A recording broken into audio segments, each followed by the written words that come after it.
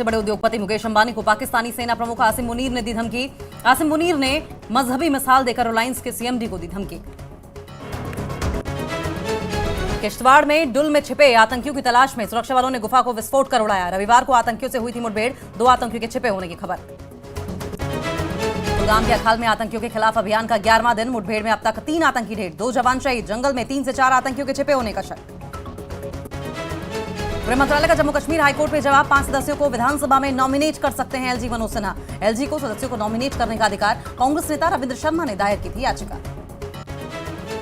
प्रधानमंत्री मोदी ने सांसद आवास का किया उद्घाटन। परिसर में लगाया सिंदूर का पौधा। पीएम ने कामगारों से भी की मुलाकात। दिल्ली के बाबा खड़क सिंह मार्ग पर सांसदों के लिए बने हैं 184 नए मल्टी स्टोरी फ्लैट्स।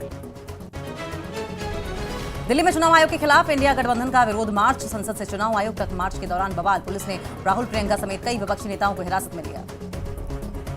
विपक्ष के प्रदर्शन पर बीजेपी ने बोला हमला। कहा वैचारिक दिशाहीनता से जूझ रही है कांग्रेस। पहले ईवीएम पर लगाती थी आरोप, अब एसआईआर को झूठा मुद्दा बना रहा है विपक्ष।